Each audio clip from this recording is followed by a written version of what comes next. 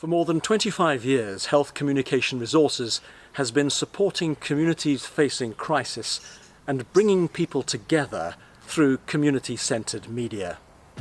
Many of those communities are in or emerging from violent conflict, such as our project in North Kivu in the remote Eastern Democratic Republic of Congo, where we set up an FM station in 2016 to support communities traumatized by the most brutal acts of violence perpetrated by armed groups.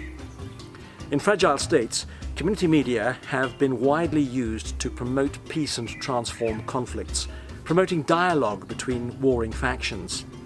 And as the media landscape has become increasingly diversified, deregulated and pluralistic, there are now unprecedented opportunities for communities, not only to gain access to information, but to become an integral part of the communication process.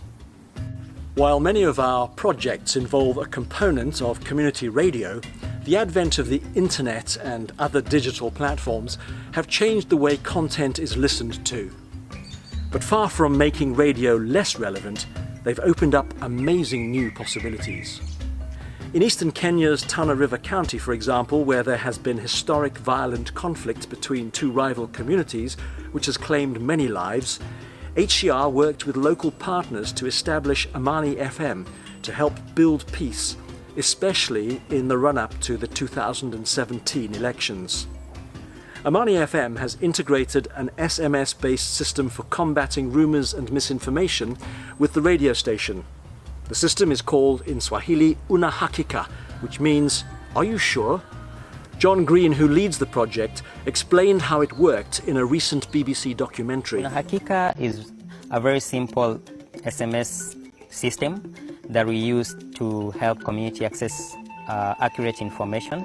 And how it works is we came up with the toll-free SMS line where community members can send in rumors through the system.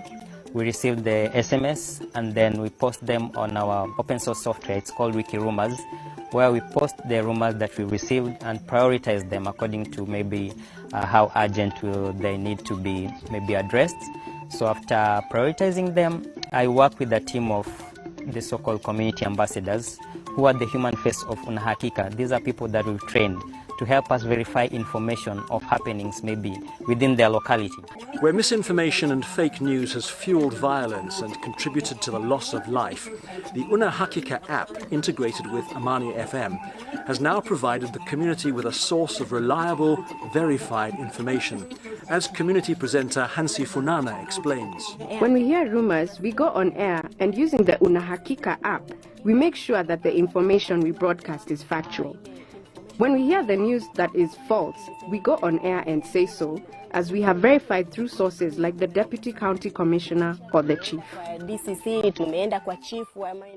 While the station has contributed significantly to a peaceful election process in 2017, the integration of these technologies are also helping in the areas of health, education, gender inequality, and the creation of micro-enterprises to alleviate poverty.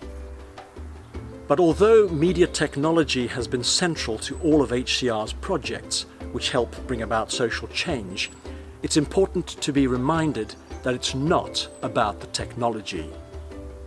The key factor in every community-centred media project is that the community has been central to the whole process and directly involved in the design and creation of content, so that local voices are talking about local issues, discussing things that have impacted their lives, choices that they've made to change behaviour and adopt new attitudes.